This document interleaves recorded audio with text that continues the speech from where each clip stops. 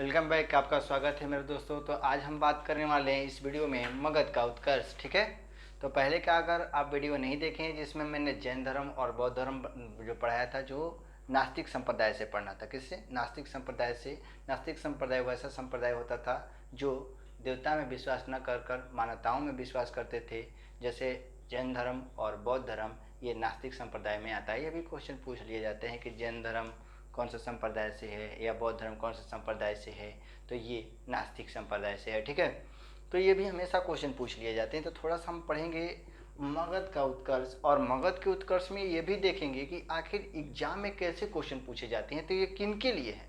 ये उनके लिए है जो एसएससी पे की तैयारी करते हैं या जीडी की तैयारी अभी फ़िलहाल में चलने वाला है, दिसंबर में आने वाले हैं, तो उनके लिए भी इम्पोर्टेंट होंगे। या जो भी बीपीएससी की तैयारी करते हैं उनके लिए भी इम्पोर्टेंट होंगे। या यूपीएससी में जो प्रीलिम्स के आते हैं क्वेश्चन, उसमें भी आपके लिए महत्वपूर्ण होंगे कि यहाँ से एशियन हिस्ट्री से क्वेश्चन पूछ लिए जाते हैं, तो उनके लिए भी महत्वपूर्ण है। सबके लिए महत्वपूर्ण है। जो ये जनरल तैयारी करते हैं ये सबके लिए महत्वपूर्ण है। तो आप वीडियो को लास्ट तक देखिए और समझने का प्रयास कीजिए, और मैं आपके समक्ष समझाने का प्रयास करता हूँ कि आखिर मगध का उत्कर्ष कैसे हुआ और कैसे एग्जाम में क्वेश्चन पूछे जाते हैं, उनको हम थोड़ा सा ध्यान में रखेंगे। ठीक है, तो आगे बढ़ते हैं और समझने का प्रयास करते हैं। तो हमने देखा था कि पहले पूरे भारत में, वर्ल्ड में 4 सभ्यताएं थी। जैसे हमने पढ़ा था चीन की सभ्यता, मेसोपोटामिया की सभ्यता, ठीक है, मिस्र की सभ्यता और भारत की सभ्यता। तो हमने भारत की सभ्यता को पढ़ा था सिंधु घाटी सभ्यता, ठीक है, जिसे हड़प्पा सभ्यता के नाम से भी जाना जाता है। तो वो हमने पढ़ रखा है, और अगर आपने नहीं देखा है तो उस पहले वीडियो को देखिए, और क्रम रूप से अगर आप देखते आएंगे तो आपको एक समझ बनेगी और कहानी बढ़ेगी। यानी आप एक श्रेणी से दूसरे श्रेणी पर चढ़िए, दूसरे से तीसरे और चौथे श्रेणी पर अगर देखते आएंगे तो आपको समझ में आएगा। ठीक है, यहाँ पर 16 महाजनपदों की बात करें तो 16 महाजनपद थे पूरे भारत में, और भारत में से सबसे आगे जो उभर के आता है वह मगध आता है, और मगध से एग्जाम में क्वेश्चन पूछ लिए जाते हैं। ठीक है, तो मगध की बात करें कि आखिर मगध जो हुआ, ठीक है, मगध जो हुआ वह सबसे पहले आगे क्यों आया, इसके क्या कारण थे, और मगध के संस्थापक किन्हें माना जाता है। ठीक है, यह भी क्वेश्चन पूछ लिए जाते हैं। तो मगध के संस्थापक जो है बृहदत्त को माना जाता है, और इनका उदय के कारण क्या थे कि आर्थिक कारण थे, भौगोलिक कारण थे और राजनीतिक कारण थे। आर्थिक कारण क्या थी, भौगोलिक कारण क्या थी, राजनीतिक कारण क्या थी, इनसे भी आपके मेंस के एग्जाम से क्वेश्चन पूछ लिए जाते हैं। क्योंकि प्राचीन काल में मगध का जो उत्कर्ष हुआ उसके आर्थिक कारण, सामाजिक कारण, राजनीतिक कारण क्या थे, उनके बारे में चर्चा करें, या विशेष रूप से भारत में उस समय की कैसी स्थिति रही होगी उनके बारे में बताएं। ये भी क्वेश्चन कभी पूछ लिए जाते हैं। अगर आप नहीं देखें तो मेंस का पेपर उठाकर देखिए, थोड़ा सा ध्यान में रखेंगे। ठीक है, तो आर्थिक कारण क्या थे, तो मगध के आर्थिक कारण क्या थे कि पहले के जो 1000 बीसी में हम लोगों ने पढ़ा था, पहले 1000 बीसी में, 1000 बीसी की बात करें जो उत्तर वैदिक काल के नाम से जानते हैं, उत्तर वैदिक काल के नाम से 1000 बीसी में लोहे की खोज हो जाती है, और लोहे की खोज ने ऐसा काल रहा कि लोहे की खोज ने प्रगति हो गई। प्रगति का मतलब क्या हुआ कि जो पहले जीवन निर्वाह खेती होती थी वो अधिशेष खेती में परिवर्तन हो गई, जिससे आर्थिक स्थिति बढ़ गई। जीवन निर्वाह खेती क्या होता था? जीवन निर्वाह खेती वैसा खेती होता था जो अपने जीवन को चलाने के लिए उतना ही खेती किया जाता था जिनसे उनका काम चल जाए। लेकिन अब अधिशेष खेती होने लगी। अधिशेष खेती का मतलब क्या कि ज़्यादा मात्रा में खेती होने लगी। पहले 2 बीघा होता था, अब 4 बीघा, 8 बीघा, 10 बीघा खेती होने लगी, जिससे अधिक अनाज उपज होने लगे, और जिससे व्यापार में बहुत ही सुविधा होने लगी। उस समय जो व्यवस्था थी विनय वस्तु प्रणाली थी। विनय वस्तु प्रणाली का मतलब क्या होता है कि एक वस्तु को देकर एक वस्तु को लेना विनय वस्तु प्रणाली कहलाती थी। ठीक है, तो इस समय आर्थिक स्थिति जो थी वह तेजी से बढ़ने लगी जब लोहे की खोज हो गई। तथा भौगोलिक जो थे, ये मगध जो बसा हुआ था ये के नदियों के जाल में बसा हुआ था। जैसे गंडक, सोन, ये जो थे इनके जाल में बसा हुआ था। जैसे विदेशी कोई आक्रमण जो थे वह इस पर आक्रमण करने में बड़ी मुश्किल होती थी, लेकिन ये लोग क्या करते थे कि अलग से छिप कर उस पर वार कर देते थे। अब कहानी में पढ़ेंगे तो बड़ा अच्छे तरीके से आपको समझ में आएगा। जबकि बात करें राजनीति की तो राजा जो थे बहुत ही शक्तिशाली थे। मैंने अभी यही बताया कि 16 महाजनपदों में से सबसे मगध जो था सबसे शक्तिशाली था। यहाँ के विशेष रूप से ध्यान में रहते हैं। ठीक है, ये भी क्वेश्चन पूछ लिए जाते हैं अभी। ठीक है, कभी ये भी पूछ लिया जाता है कि मगध वंश के क्रम क्या थे। कैसे पूछे जाएंगे कि मगध का जो थे कैसे कैसे क्रम आया, यानी सबसे पहले कौन आया, उसके बाद कौन आया, उसके क्रम भी पूछ लिए जाते हैं। तो उस पर थोड़ा सा हम ध्यान रखेंगे कि कैसे क्रम पूछे जाएंगे, ठीक है। तो यहाँ पर देखते हैं कि मगध वंशों के क्रम, सबसे पहले कौन सा वंश आया। मगध में सबसे पहले जो आता है वह हर्यक वंश आता है। कौन सा वंश आता है भाई, हर्यक वंश। यह क्वेश्चन हमेशा पूछे जाते हैं कि मगध में सबसे पहले वंश कौन आता है, हर्यक वंश। हर्यक वंश के संस्थापक कौन थे, तो बिंबिसार थे, ठीक है। लेकिन पूछा जाएगा कि मगध के संस्थापक किन्हें माना जाता है, तो बृहदत्त को माना जाता है। लेकिन हर्यक वंश के संस्थापक पूछे जाएंगे तो किसको, बिंबिसार को माना जाता है, ठीक है। तो सबसे पहले वंश आया वह हर्यक वंश आया, उसके बाद शिशुनाग वंश आता है, फिर नंद वंश आता है और फिर मौर्य वंश आता है। तो इनको हम देखेंगे, ध्यान से देखेंगे और समझने का प्रयास करेंगे। अगर यहाँ तक आपको वीडियो समझ में आ रही है तो आगे बढ़ने का प्रयास करते हैं और समझने का प्रयास करते हैं, ठीक है, कोई दिक्कत। देखिए सबसे पहले हम बात करते हैं हर्यक वंश की। किसकी, हर्यक वंश की। तो हर्यक वंश के जो ये जो था ये प्रथम ऐसा वंश था जिसे प्रीतिहंता वंश के रूप में प्रसिद्ध रहा। ये हर्यक वंश जो था वह प्रीतिहंता वंश के रूप में जाना गया। प्रीतिहंता का मतलब क्या होता है, थोड़ा सा समझते हैं, ठीक है। प्रीतिहंता का मतलब होता है कि अपने पिता की हत्या कर कर कर अपना जो उनके पुत्र होते थे अपने पिता की हत्या कर कर गद्दी साम्राज्य यानी गद्दी जो होता था प्राप्त कर लेता था, साम्राज्य अपना प्राप्त कर लेता था, ठीक है। उसी तरीके से सबसे पहले हर्यक वंश के संस्थापक बिंबिसार को बताया जाता है और उनका जो राज गद्दी पर जो अभिषेक हुआ वह 544 बीसी में वह गद्दी पर बैठते, कौन, बिंबिसार। और बिंबिसार जब गद्दी पर बैठते हैं तो उन्होंने राजगृह नामक शहर बसाया।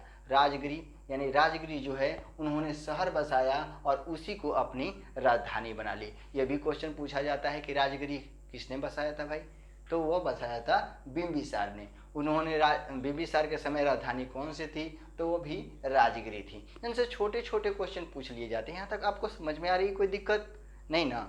थोड़ा सा समझते हैं, समझने का प्रयास करेंगे, पूरा समझ में आपको आएगा, ठीक है। अगर हम बात करेंगे कि इन्होंने जो बिंबिसार था वो अपना साम्राज्य विस्तारित करने के लिए, क्या विस्तारित करनी है, साम्राज्य यानी अपना राज विस्तारित करने के लिए उन्होंने विवाह की नीति अपनाई। किसकी नीति अपनाता है भाई, विवाह की। विवाह किससे किससे करता है, तो कौशल की राजकुमारी महाकोशला से विवाह करता है।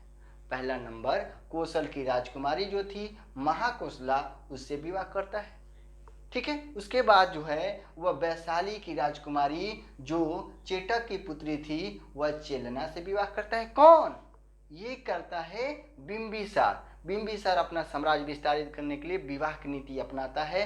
पहले महाकोशला, फिर चेलना और फिर मद्र जो पंजाब की राजकुमारी थी क्षेमा से यह विवाह करता है और अपना साम्राज्य विस्तारित करता है। और बताया जाता है कि बिंबिसार के दरबार में एक राजवैद्य था जिसका नाम था जीवक। उनसे भी क्वेश्चन आपके एग्जाम में पूछ लिए जाते हैं। मैं उन्हीं को वही पढ़ा रहा हूँ जो आपके एग्जाम में आने वाले हैं और कभी ना कभी पूछा गया है, ठीक है। पूरा कहानी रटने से क्या है, उतना ही हम रटेंगे जितना आपके एग्जाम में पूछने वाला है। तो ये एग्जाम में हमेशा पूछे गए हैं। मैंने अपने शॉर्ट लिस्टर कर कर आपको सामने प्रस्तुत किया है, तो आप थोड़ा सा देखने का प्रयास कीजिएगा और मैं आपको समझाने का प्रयास करूँगा। बताया गया कि बिंबिसार का एक जो राजवैद्य था जिसका नाम था जीवक, ठीक है, राजवैद्य जिसका नाम था जीवक। और जीवक को गौतम बुद्ध तथा अवंतिका के राजा प्रद्योत की सेवा में बिंबिसार ने जीवक को भेजा था। यह भी क्वेश्चन पूछा जाएगा कि जब गौतम बुद्ध जो बीमार थे तो बिंबिसार ने किसको विदा किया था, तो जीवक को विदा किया था। किसने विदा किया था, तो वह बिंबिसार ने विदा किया था। किसको, जीवक को। और एक अवंतिका के राजा प्रद्योत जो पांडु रोग से ग्रसित थे यानी पीड़ित थे, तो उनकी सेवा में भी किसको विदा किया था, जीवक को। ये भी क्वेश्चन पूछ लिए जाते हैं। अब हम बात करते हैं कि जो बिंबिसार था उनका पुत्र जो हुआ जिसका नाम था अजातशत्रु। क्या नाम था भाई, अजातशत्रु। ये भी क्वेश्चन पूछ लिया जाते हैं कि बिंबिसार का पुत्र जो हुआ अजातशत्रु, बचपन का नाम क्या था, कुणिक। क्या नाम था भाई, कुणिक। कुणिक के नाम से भी जाना जाता है। और बताया जाता है कि अजातशत्रु ने क्या किया कि अपने पिता की हत्या कर कर, जो बिंबिसार था इसकी हत्या कर कर 492 BC में अपने पिता की हत्या कर कर शासक बन गया। कहाँ का शासक बना? यही शासक बन गया मगध का। कौन? अजातशत्रु। यहाँ तक बात समझ में आ रही? कोई दिक्कत नहीं है ना? थोड़ा सा समझते हैं। जब शासक बना, और बताया जाता है कि जब अजातशत्रु शासक बनता है तो उस समय अपने वर्चस्व को दिखाने के लिए वैशाली तथा काशी को जीतकर मगध में मिला लिया। ये भी क्वेश्चन पूछा गया है। अगर आप लूसेंट का जो MCQ है उस पर आप देखेंगे तो हमेशा क्वेश्चन पूछे जाते हैं। UPSC BPSC में हमेशा क्वेश्चन पूछे गए हैं, तो थोड़ा सा ध्यान रखेंगे। तो ये जो है वैशाली तथा काशी को किसने जीता था? तो ये भी क्वेश्चन पूछा जाएगा कि वैशाली तथा काशी को किसने जीता भाई? तो ये जीता था अजातशत्रु ने। किसने जीता? अजातशत्रु ने वैशाली तथा काशी को जीतकर मगध में मिलाया था। ठीक है, ये भी क्वेश्चन पूछ लिया जाता है। जब अजातशत्रु 8 वर्षों तक इन्होंने यहाँ पर राज किया मगध पर, तब महात्मा बुद्ध की मृत्यु हो जाती है, यानी महापरिनिर्वाण हो जाती है 483 BC में। और जब मर जाते हैं तो अजातशत्रु के ही समय प्रथम बौद्ध सभा का आयोजन किया जाता है। तो ये भी क्वेश्चन पूछा जाता है कि प्रथम बौद्ध सभा किसके समय आयोजन किया गया था? तो ये किया गया था अजातशत्रु के समय। किसके समय? अजातशत्रु जब राजा बना था उसके समय प्रथम बौद्ध सभा का आयोजन किया गया था। ठीक है, यहाँ से आपको समझ में आ रही? कोई दिक्कत नहीं है ना? सोइए मत, थोड़ा सा देखने का प्रयास कीजिए। ठीक है, यहाँ पर हम बात करें कि अजातशत्रु का जो पुत्र हुआ जिसका नाम था उदयन, जिसे उदयन भी कहा जाता है, ये भी क्या करता है कि जैसे अजातशत्रु ने अपने पिता की हत्या कर, बिंबिसार की हत्या कर गद्दी प्राप्त किया था, उसी तरीके से अजातशत्रु का जो पुत्र था उदयन ने अपने पिता अजातशत्रु की हत्या कर गद्दी प्राप्त कर लेता है। यहाँ पर अपने पिता की हत्या कर गद्दी प्राप्त करता है और उदयन के द्वारा पाटलिपुत्र नगर बसाया जाता है। ठीक है, और पाटलिपुत्र नगर किसने बसाया था? उदयन ने, तथा उसे ही अपनी राजधानी बना लेता है। यह भी क्वेश्चन पूछा जाएगा कि सबसे पहले पाटलिपुत्र जो पटना जो है उसने सबसे पहले किसने राजधानी बनाया था? तो ये उदयन ने बनाया था, यानी उदयन ने यह बनाया था। और बताया जाता है कि हर्यक वंश के जो अंतिम शासक थे वह थे नागदशक। कौन थे भाई? नागदशक जो थे ये हर्यक वंश के अंतिम शासक थे। ये भी क्वेश्चन पूछा जाता है कि हर्यक वंश के अंतिम शासक कौन थे? तो नागदशक। ये दरोगा के आप एडिटोरिया जो देखेंगे, दरोगा के जो सेट है उसमें क्वेश्चन दिखाया गया है, बताया गया है, तो थोड़ा सा ध्यान रखेंगे। और नागदशक की बात करें तो नागदशक जो अंतिम शासक थे हर्यक वंश के, इसका जो सेनापति था जिसका नाम था शिशुनाग। क्या नाम था? शिशुनाग। और शिशुनाग ने इस नागदशक की हत्या कर शिशुनाग वंश की स्थापना कर दी। किसने? शिशुनाग वंश की स्थापना। इसका सेनापति था, अपने राजा की हत्या कर अपना वंश स्थापित करने के लिए शिशुनाग वंश की स्थापना कर दी। और शिशुनाग वंश के संस्थापक कौन बन गया भाई? शिशुनाग। कौन बन गया?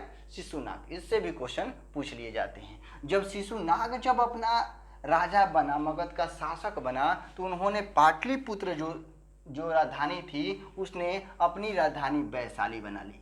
कहाँ बना ली भाई? वैशाली बना ली। और बताया जाता है कि शिशुनाग ने अवंतिका को जीतकर मगध में मिला लिया। अवंतिका को जीतकर मगध में किसने मिला लिया था भाई? तो शिशुनाग ने। यहाँ से इतने ही क्वेश्चन पूछे जाएंगे। जबकि हम बात करें शिशुनाग का जो पुत्र हुआ वह हुआ कालाशोक। कौन हुआ? कालाशोक। ये भी थोड़ा सा ध्यान रखेंगे कि शिशुनाग का जो पुत्र हुआ वह कालाशोक हुआ। और कालाशोक जैसे ही राजा बना, उन्होंने क्या किया कि उसने राजधानी को पुनः पाटलिपुत्र कर दिया। जैसे इनके पिता जब शिशुनाग ने क्या किया था कि जब शिशुनाग बने जब राजा, तो उन्होंने वैशाली राजधानी कर ली, लेकिन उसका पुत्र जो कालाशोक था जैसे ही राजा बना वह राजधानी पुनः लौटाकर पाटलिपुत्र कर दी। तो यह भी क्वेश्चन पूछा जाता है कि पुनः पाटलिपुत्र किसने किया था? तो कालाशोक ने। ठीक है, और बताया जाता है कि कालाशोक के ही समय द्वितीय बौद्ध सभा का आयोजन किया गया था। जैसे हमने पढ़ा था कि प्रथम बौद्ध सभा का आयोजन अजातशत्रु के समय हुआ था, लेकिन द्वितीय बौद्ध सभा किसके समय हुआ था? वह जो हुआ था वह कालाशोक के समय हुआ था, द्वितीय बौद्ध सभा का आयोजन। ठीक है, जबकि आयोजन किया गया था। और बताया जाता है कि शिशुनाग वंश का जो अंतिम जो राजा था वह नंदीवर्धन था। कौन था? नंदीवर्धन। और इसके बाद महापद्म नंद ने नंद वंश की स्थापना की। कौन से वंश की? नंद वंश की स्थापना करता है।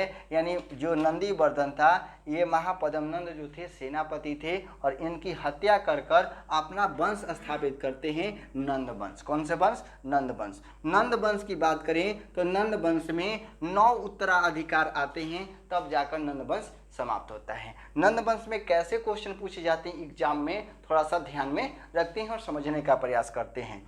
जैसे नंद वंश के संस्थापक हुए महापद्म नंद थे। कौन थे? महापद्म नंद। ये भी क्वेश्चन पूछ लिए जाते हैं। और भारत का सबसे पहला शासक जिन्होंने एक राट की उपाधि धारण की थी वह कौन थे? वह महापद्म नंद थे। ये भी क्वेश्चन पूछे जाएंगे कि सबसे पहले एक राट की उपाधि कौन धारण किया था सबसे पहली बार? वह महापद्म नंद ने सबसे पहले एक राट की उपाधि धारण की। एक राट का मतलब होता है सबसे बड़ा पद होता था उस समय, जो अपने साम्राज्य को विस्तारित कर लेता था।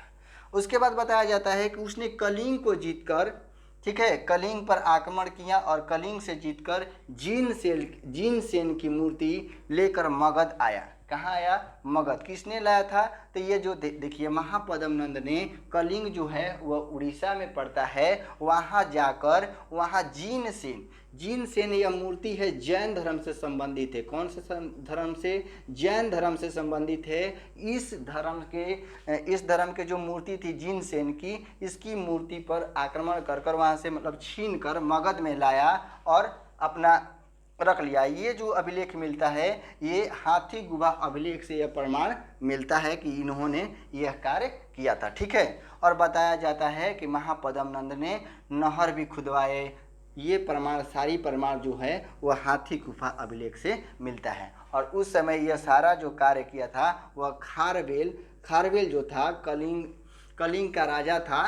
ठीक है, कलिंग का राजा खारवेल, उसने यह सारी बातें हाथी गुफा अभिलेख पर लिखवाई थी। ये भी एग्जाम में पूछ लिए जाते हैं। यह क्वेश्चन ऐसे इस तरीके से पूछे जाएंगे कि हाथी गुफा, जैसे यह पूछा जाएंगे कि जिनसेन की मूर्ति के बारे में कहाँ वर्णन किया गया है, नदी और नहर के खुदवाने के बारे में कहाँ से वर्णन मिलता है महापद्म नंद की, तो ये हाथी गुफा अभिलेख से मिलते हैं। उसके बाद बात करें कि इसका अंतिम शासक कौन हुआ? नंद वंश का अंतिम शासक हुआ वह घनानंद हुआ। यह भी थोड़ा सा ध्यान रखेंगे कि नंद वंश का अंतिम शासक घनानंद हुआ। और घनानंद के समय बताया जाता है कि घनानंद के दरबार में चाणक्य रहते थे और चाणक्य जो थे घनानंद के दरबार में रहते थे। और घनानंद जो था बहुत ही क्रूर शासन करता था। उन्होंने चाणक्य को भगा दिया था दरबार से। ठीक है। उसके बाद यह चंद्रगुप्त मौर्य वंश आएंगे। उसके पहले उसी समय भारत पर सिकंदर का आक्रमण हुआ 326 BC में।